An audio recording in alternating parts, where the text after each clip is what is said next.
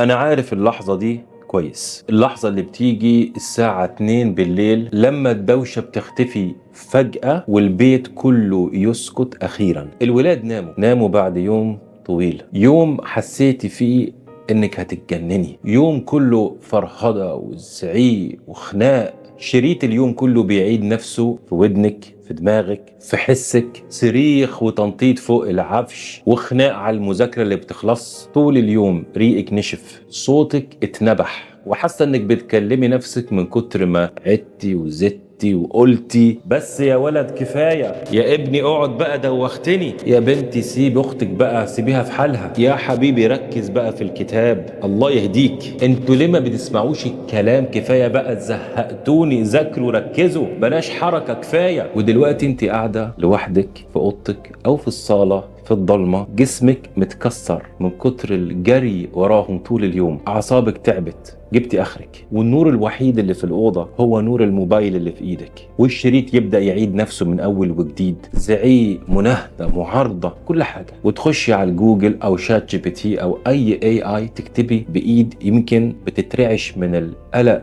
والخوف والإرهاق، بتكتبي الكلمات اللي بتوصف الوجع اللي جواكي بجد. ليه ابني مش زي باقي الأطفال؟ ليه ابني ما بيسمعش الكلام؟ ليه ابني كتير الحركة؟ ليه ابني دايما متشتت ومبيعرفش يركز في المذاكرة؟ هل أنا فاشلة؟ وبعدين بقى توصلي للأسئلة الكبيرة، إيه الفرق بين الطفل الشقي والطفل المريض؟ هل ابني عنده ADHD؟ اختبار ال ADHD للأطفال تطلع لك في نتائج البحث بقى فتاوى، ناس تقول لك يا ستي كبري دماغك ده طفل طبيعي عادي، ومواقع تانية تخضك بكلام مجعلص ومصطلحات طبية محدش فاهمها أصلا، فتقومي قافلة الموبايل وحطها وانت تايهة ومحتارة ويمكن كمان خايفة أكتر من الأول. وعارفة كمان إيه اللي بيوجع فعلا؟ كل النظرات لما العيلة بتجتمع، لما ابنك يقوم من على السفرة العاشر مرة قدام الناس كلها، لما يقعد يجري في الصالون وهيكسر الحاجة اللي حواليه، لما كل شوية قاطع خالته لما تتكلم، والعيون والنظرات كلها مش بتبص عليه هو، بتبص عليكي انتي، النظرة اللي بتقول مش عارفة تربي. وطبعا النظرة دي بتوجع اكتر لما تيجي بقى من حماتك او من امك او من جوزك، انت بتدلعيه يا شيخة، زمان كنا بناكل علقة وبنتربى، ده عيل شقي محتاج ايد من حديد. وانت أيها الأب لما بتسمع الكلام ده يمكن كمان أنت بتكون حاسس مش عارف تعمل إيه، مش عارف تقدم حاجة، مش عارف تساعد، حاسس إن أنت بره الصورة أصلا. وده مش ضعف، بالعكس أنت زيها بالظبط، بتبحث وتدور على الصح. وطبعا النظرة اللي في عيون ابنك هو نفسه لما تشوف ابنك بجد بيحاول يركز، فعلا بيحاول، ماسك القلم باصص في الكتاب، وبعد دقيقتين يسرح. هو مش عايز يسرح لكنه بيسرح. وكم مرة عليتي صوتك عليه وقلتي ركز بقى يا ولد، وبعدين تشوفي في عينيه حاجة مش عناد، حاجة كده كأن ابنك بيقولك بعينيه أنا بحاول يا ماما، بحاول بس مش عارف. طيب اسمعيني كويس لو سمحتي، أنا مش دكتور، وأنا مش جاي أقولك كلمتين نظري واقول لك اجري بسرعه اكشفي عليه وبعدين اسيبك وامشي، لاني انا عارف الواقع كويس جدا، عارف ان مش كل الناس تقدر تروح لدكاتره كده فجاه، وعارف ان الموضوع ده قد ياخد وقت ومال وجهد كتير وكبير جدا، وعارف كمان انه مش كل الدكاتره بيفهموا اصلا من الاخر كده، وفي بلاد اصلا مش معترفه بالموضوع ده خالص يعني كما ينبغي على الاقل. انا عديت ومريت بالجحيم ده قبلك، انا نفسي ناقشت وتشخصت من اكبر المختصين في السويد، ناس منهم اللي بيكتبوا الكتب اللي بتدرس في الجامعات اصلا عن موضوع الاي دي اتش دي، فجربت وغلطت واتعلمت وفهمت اللعبه ماشيه ازاي. والنهارده جايب لك الخلاصه، هشرح لك ايه هو اللي الدكاتره الشاطرين فعلا بيدوروا عليه بالظبط من الكتالوج بتاعهم هم، بس بلغتنا احنا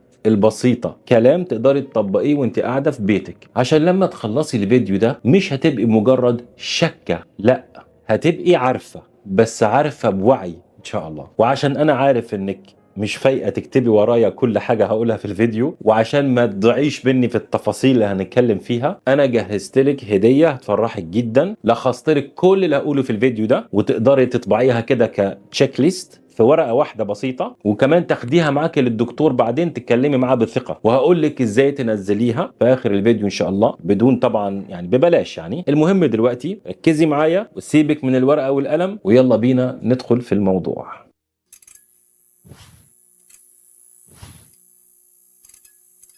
السلام عليكم ورحمة الله وبركاته، وأهلا وسهلا ومئة ألف مرحبا بكم جميعا يا أحبابي في قناتي، وده طبعا أكيد قناة حضراتكم أنتم كمان، قناة أخوكم أنس. طيب ودلوقتي بقى هنسأل السؤال الكبير، السؤال المهم اللي يمكن ما نيمكيش امبارح: هل ابني فعلا عنده ADHD؟ عشان نجاوب ونقطع الشك باليقين، ما ينفعش نمشي بالحب، وما ينفعش نمشي بإحساسك بس وانت خايفة وبالمشاعر، وما ينفعش نمشي بفتاوى الجيران والرسائل اللي بتيجي كده هو تفورورد على الواتساب والكلام ده. الناس اللي بتقول يا ست كبري دماغك، الواد طبيعي ما فيهوش حاجة، والعيال كلها أشقية وبيطلعوا عنا. طبعا ملاحظة، أنا هكرر كلمة أشقية وشقي، وأنا عارف إن في بعض الإخوة والأخوات بيتضايقوا من الكلمة دي على أساس إن هي جاية من كلمة شقي، وشقي مذكورة في القرآن كشيء مش كويس يعني، لكن انا بتكلم من باب المصطلحات العصريه علشان الناس تفهم، ومش قصدي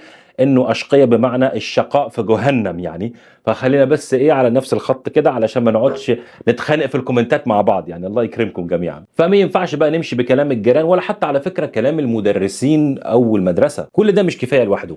ليه؟ بالذات في المدرسه والمدرسين، لانه المدرس يمكن يكلمك ويقول لك مثلا على فكره انا لاحظت انه ابنك عنده فرط حركه، ويكون الموضوع فقط انه المدرس نفسه هو اللي عنده مشكله وعنده كده حساسيه ضد الازعاج العام، لانه قاعد في فصل وسط 30 عيل غير ابنك يعني، ففي ازعاج بيحصل. او العكس وده الاخطر، يقول لك المدرس ابنك هادي جدا وزي الفل ومفيش مشكله وقاعد كده ساكت ومع نفسه، لمجرد انه ابنك فعلا بيكون قاعد ساكت، مع ان الولد بيكون اصلا سرحان في عالم تاني خالص يعني، لكن جواه عاصفه محدش بيسمعها وشايفها وحاسس بيها غير الولد نفسه او البنت. عشان كده احنا محتاجين حاجة تكون ادق من كلام الناس، محتاجين زي ما تقولوا كده مسطرة نقيس بيها، مسطرة ما تكدبش، والمسطرة دي موجودة في الطب النفسي في العالم كله، في مصر، في المغرب، في السعودية، في امريكا. الدكاترة بيمشوا على كتاب واحد، حاجة كده زي الكتالوج. الكتالوج ده اسمه DSM، شطرة كده 5، DSM 5. ده اختصار ل Diagnostic and Statistical Manual of Mental Disorders 5.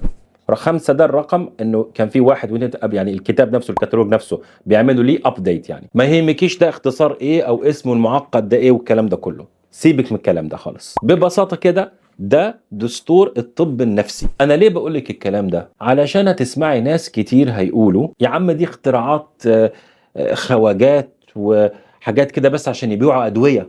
لا، ده علم. الكتالوج ده معمول لسبب واحد بس، عشان الدكاترة ما يمشوش من دماغهم او على مزاجهم هم، محدش يشخص ابنك على مزاجه. فالكتالوج ده نوع كده من الخريطة، خريطة دقيقة جدا للمخ والأعصاب والحاجات اللي فعلا مبنية على علم. الخريطة دي بتقسم ال ADHD لنوعين كبار: واحد اللي هي مشاكل في الانتباه، يعني السرحان والتوهان والنسيان، والتاني مشاكل في الحركة والاندفاع، يعني فرك، تنطيط، موتور شغال. بس قبل ما نفتح الكتالوج ونشوف الأعراض واحدة واحدة كده، لازم نلبس نظارة. نظارة مهمة جدا، ليها 3 عدسات، لأنه أي طفل في الدنيا ممكن يعني يكون عنده سرحان وتوهان ونسيان، وأي طفل في الدنيا ممكن يتنطط ويلعب عادي. لكن امتى بقى نقول على ده ADHD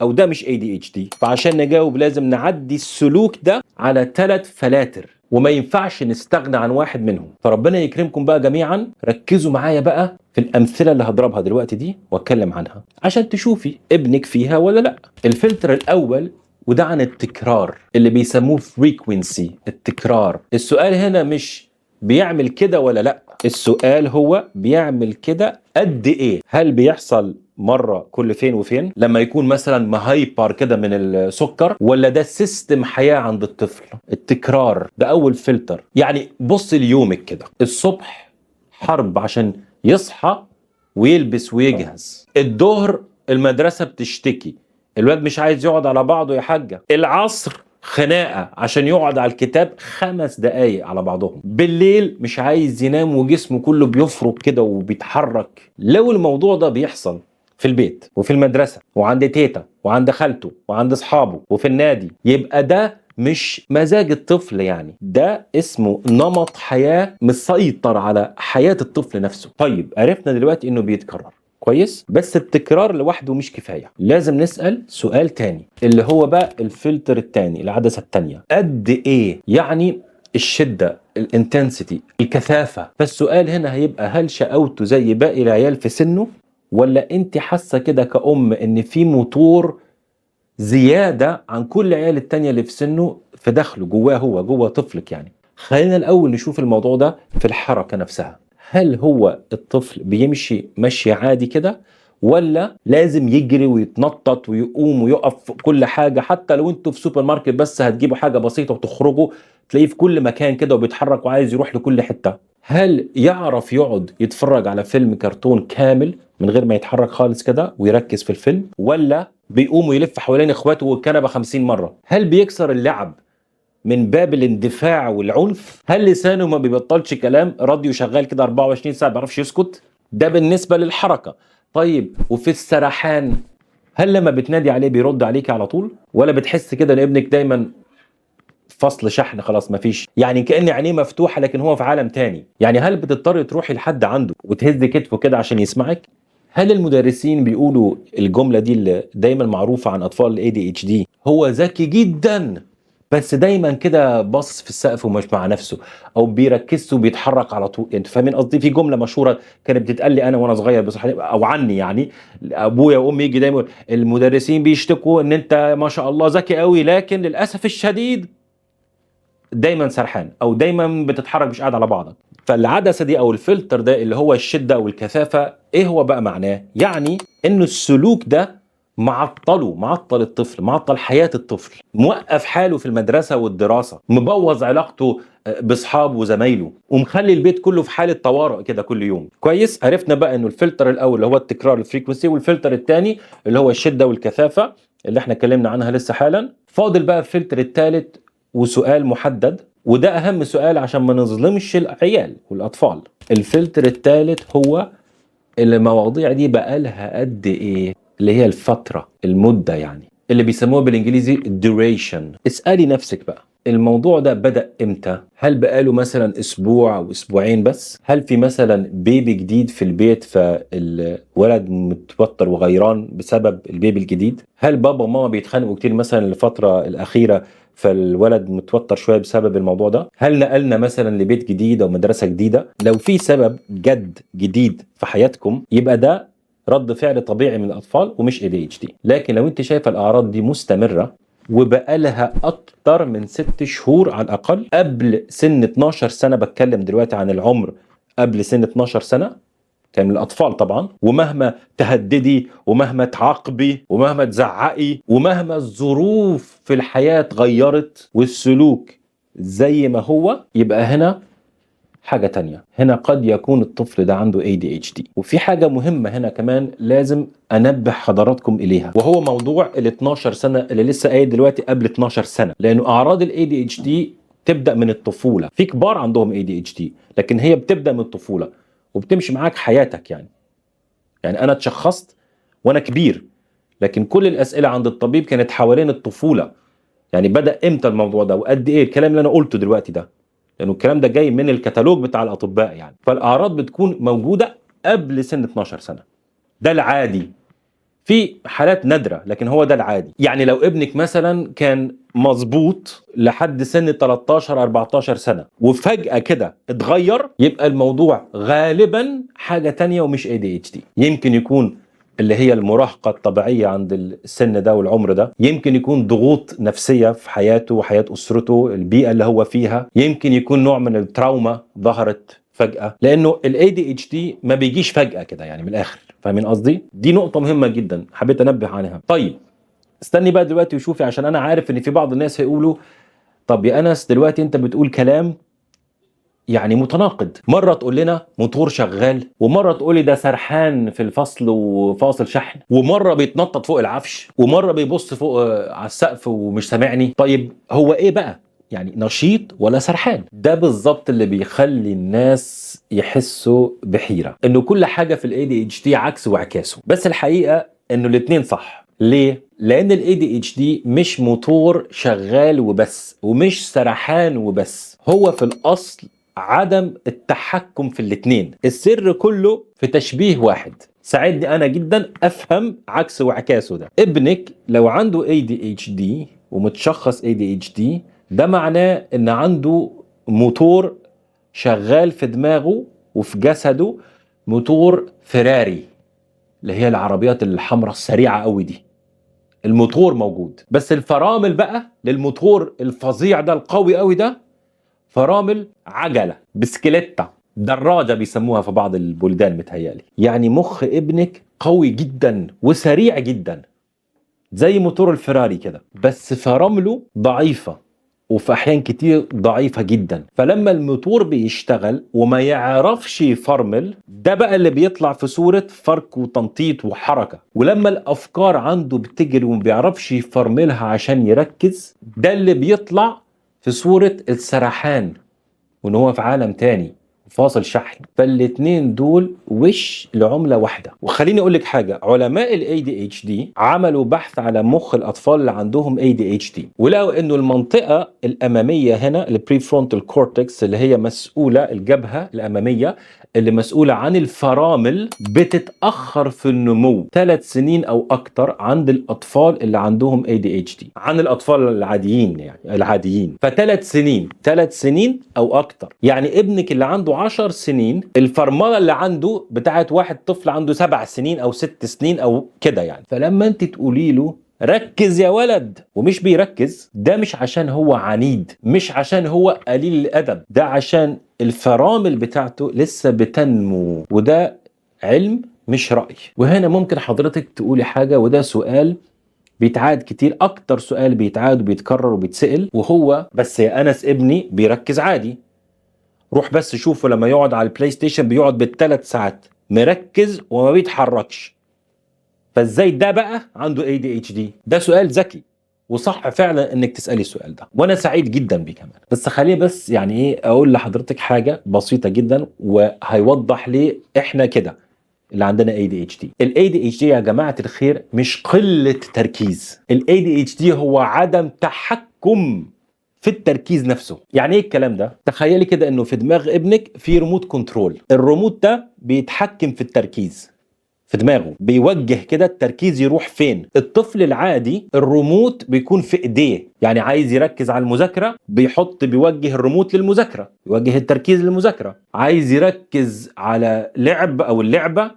يوجه الريموت على اللعبة او اللعب. يعني الطفل العادي بيتحكم في الريموت، يوجهه لايه ويركز على ايه بالريموت ده اللي هو ريموت التركيز. طفل الاي دي اتش دي الريموت مش في ايده اصلا، الريموت مش بس مش في ايده، الريموت بيغير القنوات لوحده براحته. الريموت عايش حياته لوحده كده، بيغير بقى القنوات، بيغير بقى التركيز، بيوجه بقى شوية مذاكرة، لا دلوقتي ده في عصفورة، ده في أغنية سمعتها امبارح، ده في حاجة حصلت الأسبوع اللي فات، من غير ما هو نفسه كطفل أو كواحد عنده ADHD يعرف يتحكم في الموضوع ده. لانه الريموت عايش حياه، ريموت التركيز ده عايش حياه كده لوحده مع نفسه وبيغير القنوات. واحيانا وده بيحصل الريموت بيعلق بقى زي الكمبيوتر القديم كده، لما بيعلق بيعمل هانج كده فجاه كده كل حاجه بتقف، الشاشه بتدوس على مفيش حاجه خالص، الريموت بيعلق بقى او الشاشه على قناه واحده، حاجه واحده كده، زي البلاي ستيشن مثلا اللي بيعلق عليه وبيقعد عليه 3 ساعات من غير ما يتحرك، او الرسم او الكرتون، وعادة حاجات فيها إبداع ومش عايز يتحرك. مش إنه لما طفلك بيقعد 3 ساعات ما يتحركش على البلاي ستيشن إن هو مثلا بيتجاهلك أنت، لا، لأنه الريموت بتاعه علق على الموضوع خلاص. لكن هو ده اللي بيسموه العلماء بقى الهايبر فوكس، زي ما قلت كده الهايبر فوكس يعني تركيز مفرط، وده جزء من ال ADHD. مش حاجه يعني ضد الاي دي اتش دي او عكس الاي دي اتش دي. فنفس الطفل ده اللي مش بيركز في المذاكره ممكن يركز بشكل غير طبيعي في حاجه تانية، وده مش دليل انه مفيش مشكله هنا او مفيش يعني تحدي، ده دليل على انه المشكله مش في كميه التركيز، المشكله زي ما قلت في التحكم فيه. فلو الثلاثه دول موجودين يا احبابي: واحد، التكرار كل يوم; اتنين، الشده والكثافه بتكون معطلة; ثلاثة، المدة، الموضوع بقاله شهور، يبقى احنا كده جاهزين. تعالوا بقى نفتح الكتالوج ونشوف ازاي بيبان في حياتنا اليومية. هوريكم اشهر العلامات في اهم وقتين في يومنا: وقت المذاكرة ووقت اللعب. طيب بدل بقى الكلام الطبي المكلكع، تعالوا بقى نفتح الكتالوج ده الطبي اللي هو اتكلمنا عنه في البداية، DSM-5، نفتحه كده جوه بيوتنا كده ونشوف بيقول لنا ايه. وعايزك بقى تركزي معايا جدا دلوقتي في الفرق بين الطفل العادي وطفل الاي دي اتش دي، بالذات في المواقف اللي انا هتكلم عنها دلوقتي. نبدا باصعب وقت في اليوم، وقت المذاكره والواجب. تخيلي معايا بقى كده ان احنا قاعدين على المكتب والكتاب مفتوح، يعني الشنطه اتفتحت، الكتب اتحطت، القلم في ايديه، وانت قاعده جنبه وقلبك بيقول يا رب النهارده كده الموضوع يمشي بسلام. اول حاجه هتلفت نظرك هي الاخطاء الغريبه. شوفي، الطفل الطبيعي لما يحل مساله صعبه ويحلها صح غالبا بيحل المساله السهله صح برضه. اما طفل الاي دي اتش دي بتلاقيه يحل المساله الصعبه جدا صح، ويجي في الجمع والطرح البسيط والسهل جدا يغلط غلط فظيع. يكتب مثلا 3 زائد 2 يبقوا 6، وانت بقى تشد في شعرك: يا ابني ده انت لسه حالل الاصعب منها بكتير، هدي نفسك. الفرق هنا ان مخه سابق ايديه، مخه ده بيشتغل بسرعة فبيسبق ايديه في الكتابة، فالتفاصيل بتقع منه غصب عنه. دي يا اختي الفاضلة علامة طبية، ما هياش خيبة او خيبة امل. ماشي كده؟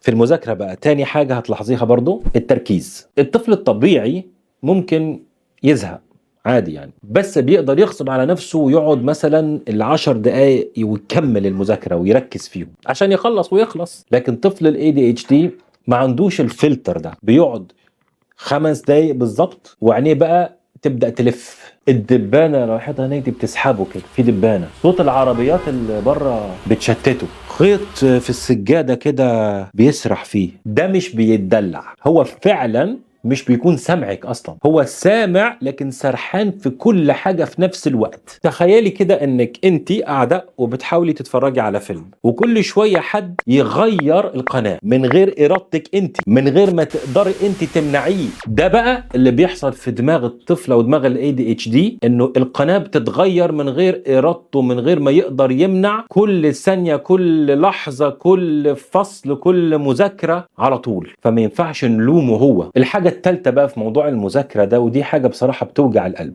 اللي هو ما يسمى بالهروب من المذاكره، انه العيال دول بيهربوا من المذاكره، بيتظلموا والله عيال اي دي اتش دي كتير قوي. شوفي، الطفل الطبيعي، وانا بعمل كده الطبيعي لانه انا مش لاقي مصطلح تاني علشان اعرف يعني اوجه وافهم انه الطفل اي دي اتش دي وطفل ما عندوش اي دي اتش دي، فانا عشان كده بقول طبيعي. كلهم اطفالنا بنحب الاطفال كلهم، مفيش طفل غير طبيعي وكده بالاسلوب اللي هو يعني سلبي يعني، عشان بس نفهم بعض. المهم الطفل الطبيعي ده بالنسبة لموضوع المذاكرة يعني والهروب من المذاكرة يقدر يقول يوه ويزن يعني مش عايز اذاكر النهارده، يوه تاني مذاكرة، بس في الاخر يعني بيقعد ويذاكر. اما الطفل الاي دي اتش دي بقى الموضوع بالنسبة له مش مجرد زهقان، يعني اول ما تقولي له يلا نذاكر تلاقي وشه كده بيقلب الوان ويبدأ يشتكي شكاوى جسدية: بطني بتوجعني، عايز ادخل الحمام، عطشان، جعان.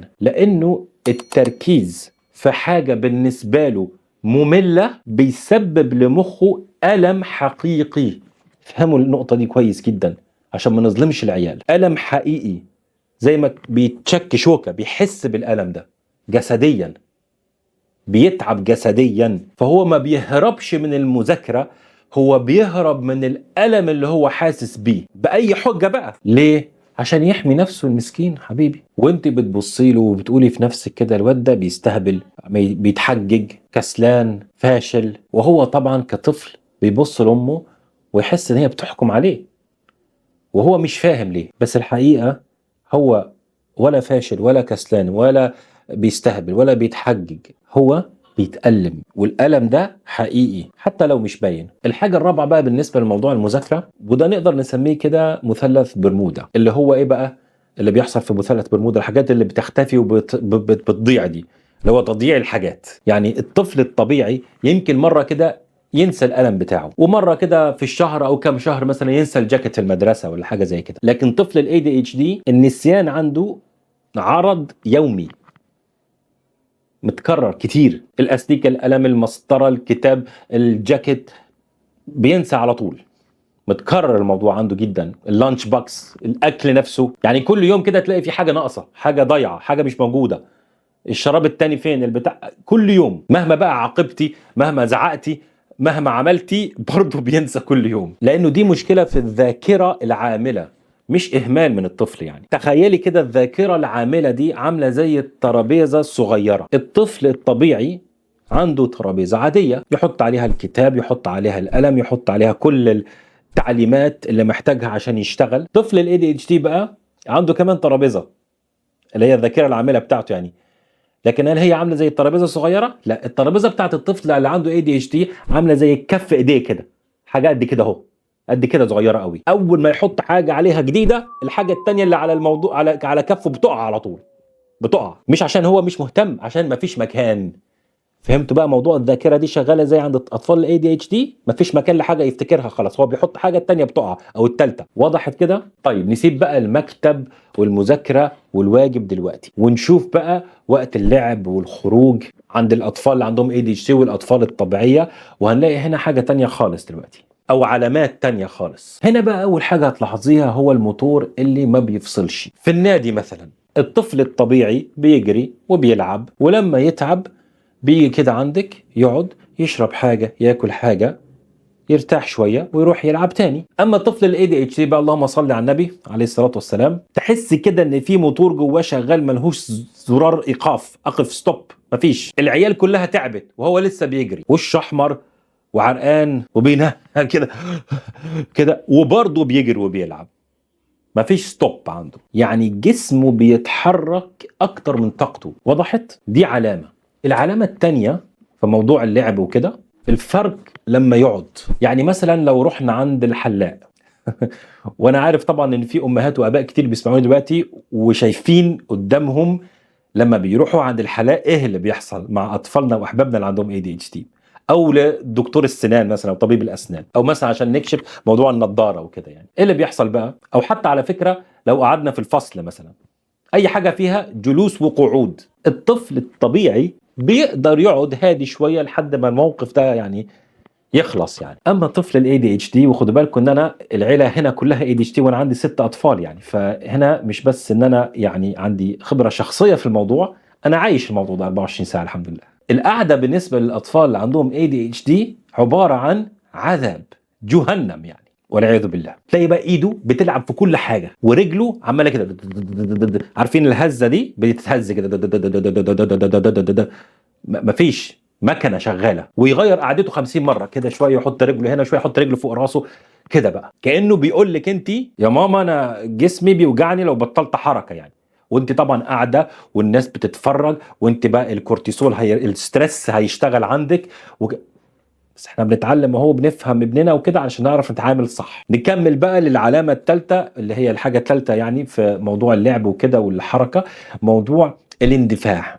الاندفاع والمقاطعه. الطفل الطبيعي لو شافك او لاقي مثلا بتتكلمي في التليفون ممكن يشاور لك حاجه، عايز حاجه، او يستنى لحد ما تخلصي المكالمه وبعدين يكلمك. لكن طفل الاي دي اتش دي الفكره اول ما تطلع في راسه، تتنط كده في راسه، لازم تطلع مباشره من بقه ليكي على طول. تعملي بقى تتكلمي في التليفون، قاعده لا مؤاخذه يعني عزكم الله في يعني في الحمام، يعني يروح يتكلم، يقول لك، ينبئ حاجه يعني ملهاش اي، يا ابني استنى، ما مش قادر، لازم تطلع فورا. ماما ماما ماما ماما اسمعيني، ماما سمعاني، ماما ماما ماما، بيقطع وانت بتتكلمي 10 مرات في الثانيه او في الدقيقه، مش قادر يمسك نفسه، الفكره بتطلع على طول. دي بقى مش قله ادب، ولا سوء تربيه، هو مسكين الفرامل عنده ضعيفه، فرامل اللي هنا دي، فالكلمه بتطلع منه قبل ما هو يلحق يوقفها بتطلع على طول. ماشي، نروح لرابع حاجه، ودي يمكن بتوجع شويه اكتر للاباء، اللي هو موضوع الاصدقاء والزملاء في المدرسه والاصحاب. يعني الطفل الطبيعي يعني بيتخانق مع اصحابه وبيختلفوا يعني، ويرجعوا تاني يوم احسن اصدقاء واحسن اصحاب في الدنيا. اما بقى طفل الاي دي اتش دي تلاقيه كده بيخسر اصحابه زملائه واحد ورا واحد. ليه؟ لانه عنده اندفاع، بيندفع، بيقاطع، ما بيسمعش، بيتكلم اكتر من غيره، ما بيستنيش دوره في اللعبه، هو الاول، هو لازم اللي يلعب. وساعات كتير بيبالغ جدا في رد فعله لامور كتير طبيعيه مع اصدقائه، وللاسف الشديد احيانا الموضوع بيقلب عنف، فالاطفال التانية بيبتعدوا عنه يعني، او اباء الاطفال دول بيقولوا ابعدوا عن الواد ده، مش عشان هو طفل وحش، عشان طفل كده تقيل بيقول عليه او متعب. وهو الطفل ده بيرجع بقى البيت يقول لك انت يا ماما ما حدش عايز يلعب معايا. او الحاجه المحزنه اكتر انه في كتير من اطفال الاي دي اتش دي بيقولوش الكلام ده خالص، بيتكلموش اصلا،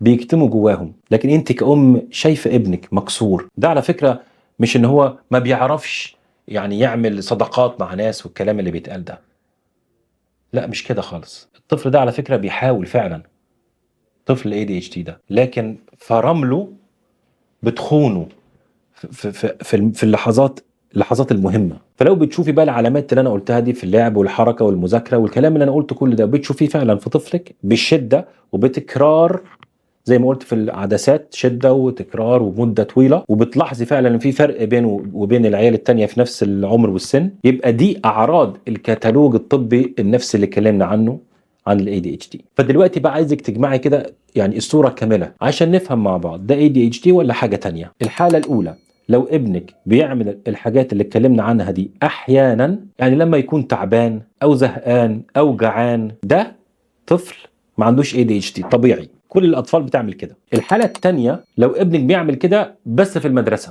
لكن في البيت زي الفل، هادي ومركز وبيسمع الكلام، يبقى المشكله مش في ابنك، يبقى المشكله مش اي دي اتش دي، المشكله ممكن تكون في المدرسه نفسها. يمكن الفصل زحمه جدا عليه مثلا، يمكن المدرس مش عارف يتعامل معاه هو، او يمكن في طفل بيضايقه وبيتنمر عليه في المدرسه وداخل الفصل. دي مشكله بيئيه مش مشاكل في المخ والاعصاب يعني، لانه الاي دي اتش دي ما بيسيبش يعني نفسه كده خارج البوابه في المدرسه والطفل يدخل لوحده ويسيب الاي دي اتش دي بره وياخد الاي دي اتش دي معاه، او العكس يعني، بيكون موجود في المدرسه وفي البيت وفي كل مكان. ماشي، دلوقتي بقى الحاله الثالثه، لو طبقنا بقى الدي اس ام 5، الكتالوج ده اللي احنا اتكلمنا عنه وقلناه، ولقيت العلامات دي اللي اتكلمنا عنها موجوده في كل مكان وفي كل حته، في المدرسه، في البيت، عند خالته، عند تيتا، في النادي، في الشارع، في السوبر ماركت، في كل حته، وموجوده بصفه يوميه، مش يوم ويوم لا، كل يوم. ولقيت انه ده بيأثر على حياته وحياتك وحياة الأسرة. يعني مثلا درجاته في المدرسة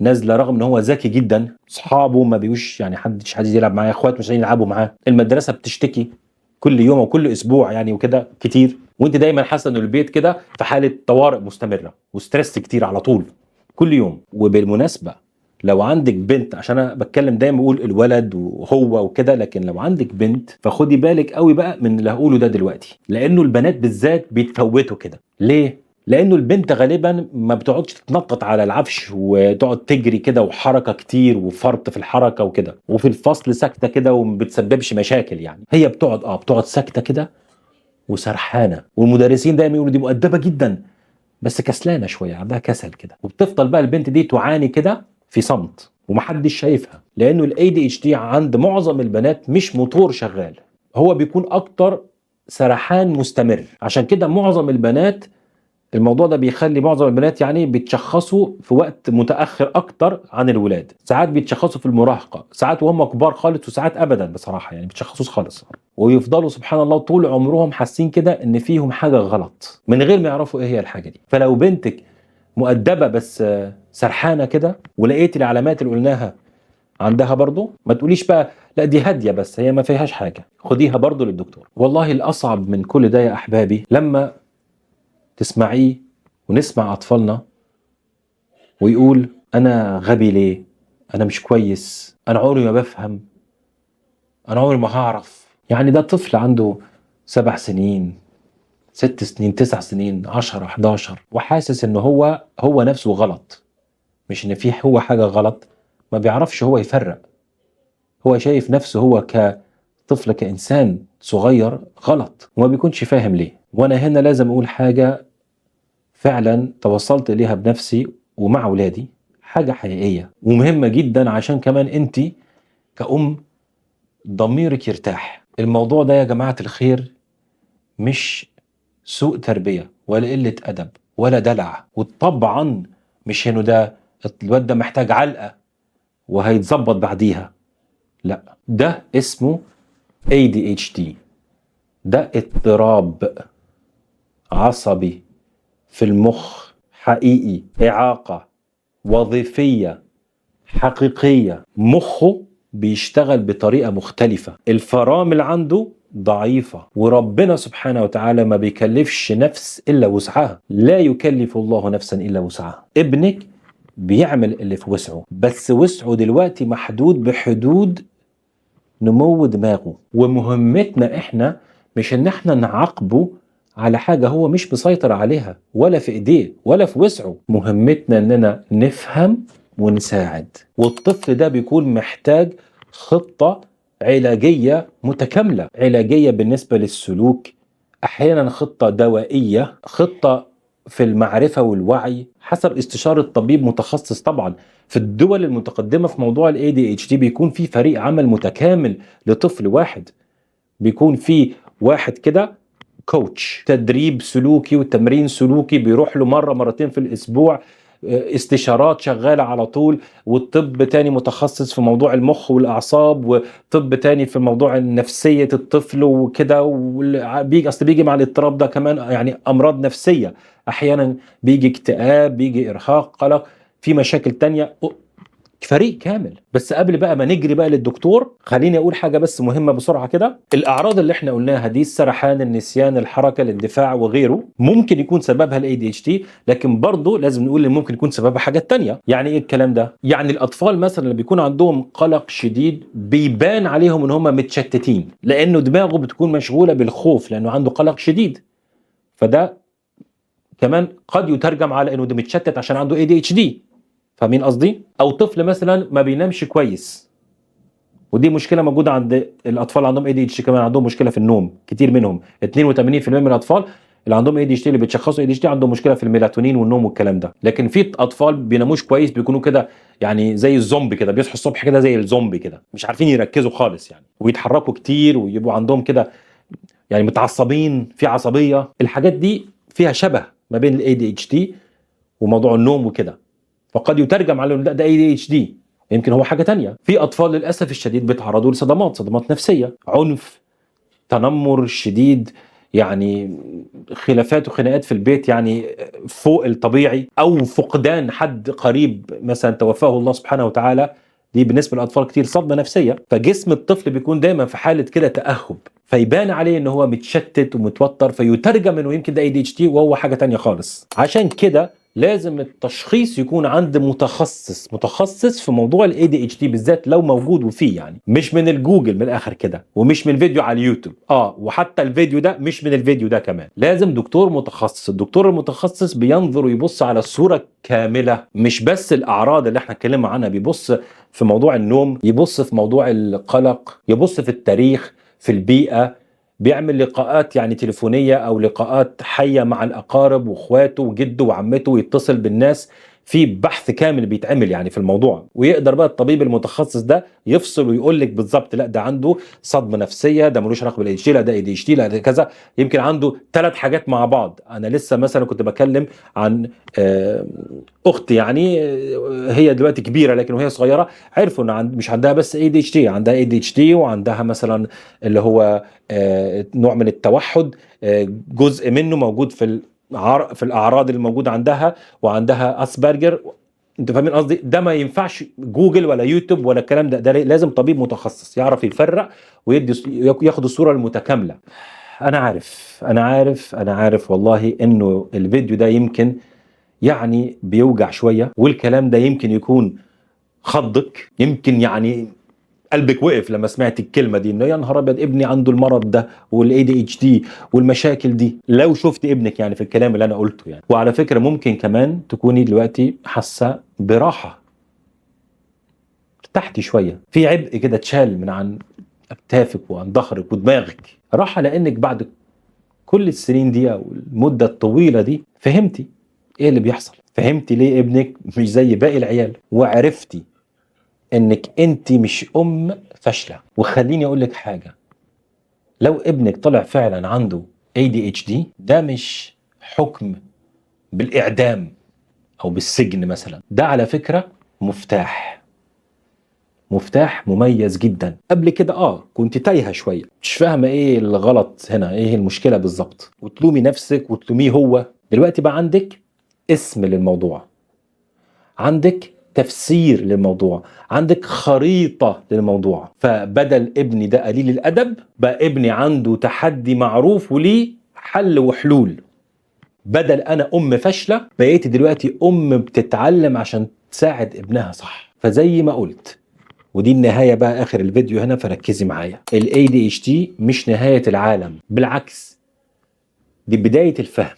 أذكى المبدعين وأنجح رواد الأعمال في العالم عندهم ADHD، عايشين حياة ناجحة جدا ومكسرين الدنيا، بس لما فهموا كتالوج مخهم وبدأوا يشتغلوا مع مخهم مش ضده، وعرفوا يسوقوا مخهم ده صح. فدلوقتي بقى ايه هي الخطوة اللي جاية، الخطوة الصح اللي جاية، عشان ما نسيبش الموضوع عايم كده. انا جهزت لك تحت في وصف الفيديو وفي اول تعليق اللي هو التعليق اللي هو مكتوب باسمي انا هدية، عملت لك تشيك ليست بسيطة جدا مأخوذة من المعايير بتاعة ال DSM-5 اللي اتكلمنا عنها هنا في الفيديو، بس عملتها بالعربي وعملتها بطريقة سهلة مبسطة جدا. حاولي لا تقدري تنزليها، ولو تقدري تطبعيها طلعيها على ورق يعني، وعلمي فيها على تصرفات ابنك كده بهدوء وتركيز. وخدي بقى الورقة معاكي للطبيب للدكتور، خديها معاكي عشان لما تتكلمي معاه ما تقعديش تقولي اصل انا حاسه واحساسي وكده يعني، لا تروحي كده وتقولي له انا معايا ملاحظات دقيقه من خلال الكتالوج اللي انتوا اصلا بتدرسوا منه يعني، او بتاخدوا كل الكلام منه. ده على فكره هيساعد الطبيب وهيفرق جدا في التشخيص كمان، وهيوفر عليكي مجهود كبير. لو حسيتي بقى انه الفيديو اللي انا عملته ده ساعدك او وصف حالتك او ساعدك في فهم ووعي يمكن حد قريب منك، او وصف يعني حاجه من اللي بتعيشيها كل يوم، يا ريت بقى تخلوكم معايا هنا. احنا هنعمل اسره ان شاء الله، هنعمل كده جروبات وكوميونتي مع بعض مع الوقت ونتعرف على بعض اكتر. فاعملي هنا سبسكرايب على القناه، وكمان دوسي على الجرس علشان اول ما يجي فيديو جديد تعرف ان في فيديو ان شاء الله طلع جديد. لانه بصراحه احنا لسه في البدايه، لسه هنتكلم عن ازاي نتعامل مع اطفالنا في البيت بدون زعيق وصراخ. هنتكلم طبعا عن الادويه وبديل الادويه، عن العلاج السلوكي والعلاج المعرفي والاثنين مع بعض، ازاي نذاكر معاهم من غير انهيار عصبي كل مره، وازاي طبعا ننمي مهاراتهم عشان يبقوا ناجحين فعلا. وافتكري حاجه بالذات انت اللي قاعده بتتفرجي على الفيديو ده الساعة 2 بالليل في الضلمة، انت مش ام فاشلة، انت فقط ام بتبحثي بتدوري على الحلول، على الاجابات. ودي والله في حد ذاته شجاعة. ربنا يا رب يقويكي. وانت ايها الاب لو لسه معانا وصلت لحد هنا معانا في الفيديو، ابنك محتاجك في الرحلة دي، ما تسيبهوش. ويا ريت نفتكر الاب والام واي حد